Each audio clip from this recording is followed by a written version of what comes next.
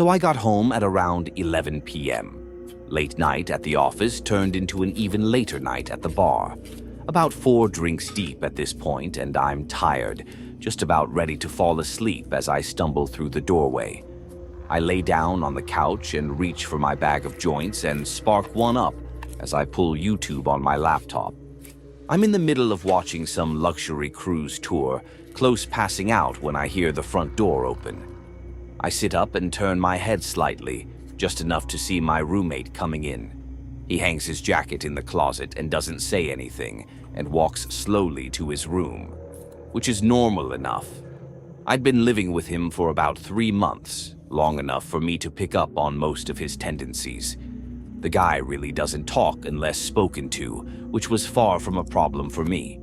He also generally kept things clean on his end, never causing much in the way of problems. I really couldn't complain.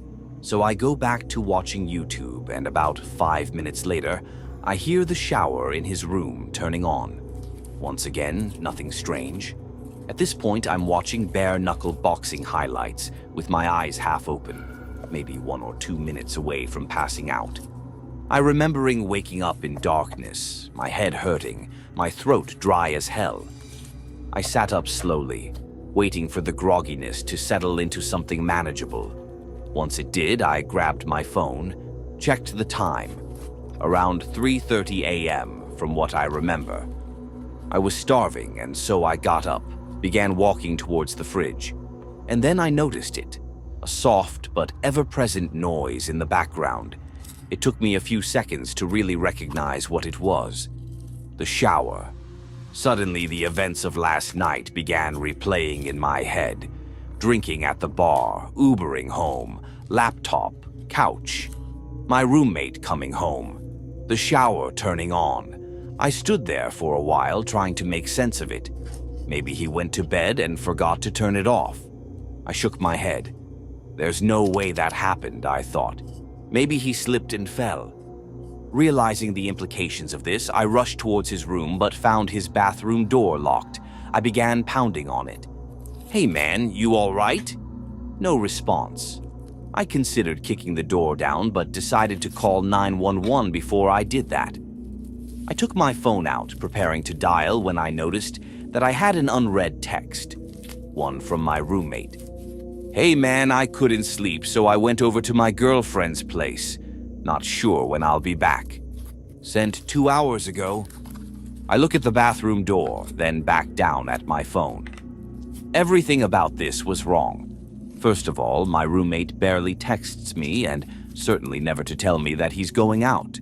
Second of all, I know for a fact that he's single and has been for a while. And third of all, who the fuck was in the shower then? I tried calling him. No answer. Sent him some texts, but no response. I walked over to his desk and saw that his keys and wallet were still beside his laptop. My head's starting to spin at this point, and I get out of there, go back into the living room and turn on the lights. I'm pacing around in a circle, trying to follow the plot while also trying to ignore the shower, a noise that I never could have imagined being so dreadful in any context. Sometime later, I hear something vibrating on the kitchen counter. I move towards it and see that it's a phone. My roommate's phone. The panic begins setting in, and immediately I grab my keys and run out of the apartment. I make my way down the hall and take the stairs down to the lobby, but even that doesn't seem far enough away, and so I make my way over to the McDonald's across the street.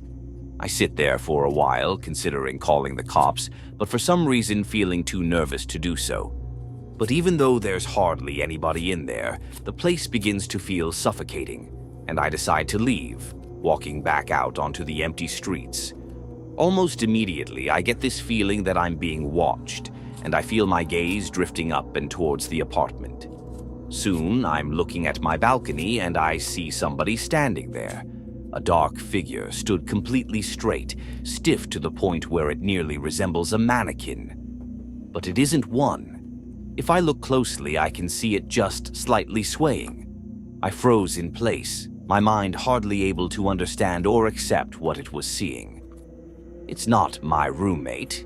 It's too tall. In fact, it's too tall to be anybody I know, its head nearly scraping the bottom of the balcony above. No matter how hard I tried, I couldn't make out any of its details. The darkness and distance may have been enough to explain that away, but there was something about it that drove me towards a different conclusion, that this thing simply possessed no details that could have been observed, that the only element of its composition was that of unadulterated darkness. Of course, my gut instinct was to get the hell away from it, but the voice in my head was telling me that if I were to try and run, this thing would end up following me. I went back into the McDonald's instead, locking myself in the bathroom as I finally dialed 911. I told the operator that somebody had broken into my place, but that I had gotten out of there without them noticing, but that they were still in there. It was the story that most accurately represented the situation without making me come across as batshit. The operator told me that they'd be sending somebody over for me to hang tight. I left the bathroom, waiting at the table closest to the exit until I could see the red and blue lights cutting through the darkness. I went outside to meet the cops, looking up at the balcony to find it empty, though the door to the living room had been left open. They pelted me with a bunch of questions that I found difficult to answer. Is the intruder armed? Do I have an idea who it might be? What are their intentions? I told them I didn't know, that I couldn't figure it out, but they just kept on asking. Soon I was practically yelling at them to go up there and check it out for themselves, and I suppose the terror in my voice was enough for them to begin taking this seriously. They told me to wait by the entrance, and I watched on as they entered the building. I was out there for a long time, growing increasingly anxious at the thought of what they were going to tell me when they came down. A few minutes later, the silence was broken by a single, muffled gunshot. My heart dropped into my stomach, and I continued to wait there, unsure of what to do otherwise. 20 more minutes of silence, and the officers still hadn't come down. Soon I could hear more of them approaching in the distance. Before I knew it, 4 more cop cars had pulled up around me, and the scene had fallen into chaos, officers shouting over each other and into their radios. More questions being hurled my way, none of which I was able to answer. The next few sequences were mostly a blur, but I remember the building being evacuated, the tenants frightened and confused as they were ushered outside while the officers became more and more frantic. I remembered hearing more scattered gunshots, some screaming, other noises that were difficult to make sense of. There were a few lapses in my memory after that, but I recall being pushed into the back of a police car. After being driven to the station, I was led into one of the interrogation rooms, where I found 2 nondescript men in suits waiting for me. They didn't introduce themselves and immediately went into a series of questions, each one more bizarre than the last. What company was your roommate employed by? What was the nature of his job? How many different people have been inside your apartment since your roommate moved in? Have you ever heard voices inside the apartment from the hours of midnight to 3 a.m.? Voices that did not belong to your roommate? Have you ever seen a circle of people standing outside of the apartment from the hours of midnight to 3 a.m.? People that were exceptionally tall. And one of the most unsettling ones. Have you ever seen somebody standing at the foot of your bed upon waking up between the hours of midnight to 3 a.m., only for them to disappear moments later? If so, do you remember what they looked like? Any distinct features? As they continued probing me, my mind began conjuring up some of the strange shit that had happened after my roommate had moved in, shit that I had written off as figments of my imagination, simply because I had no other explanation for them. I did hear the voices, always coming from the room next to mine where my roommate slept. I was always so tired when I heard them, but I do remember it either sounding like a young woman or a man with an extremely deep voice. I could never make out any words. It always sounded like gibberish. And then there was that one time where I went to the bathroom in the middle of the night. Still half asleep, I didn't bother turning the lights on as I entered, but as my eyes began adjusting to the dark, I could have sworn that somebody was already sitting on the toilet. Somebody extremely tall. Of course, when I turned on the lights, nothing was there. It was easy to chalk it up as a product of late-night drowsiness at the time, and I had never really thought about it since. After doing my best to give them useful information, the suits spent a good few minutes taking notes on their phones. Once they were done, they sat up quickly, told me that they'd be in touch before leaving the room.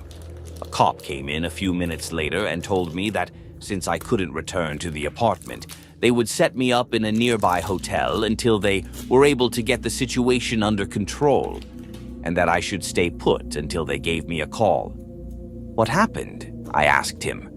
"What did you guys find up there?" He stared at me for a long time, not as if he were deep in thought, but as if he held deep aversion for what he was considering telling me. Eventually, he just shook his head. "I don't know," he said. "I mean, I really don't know." I nodded, tried to smile, though I'm sure it didn't come across very well. It's the next day now, and I'm in the hotel. Of course, I couldn't sleep, couldn't really eat. The officer hasn't called me yet.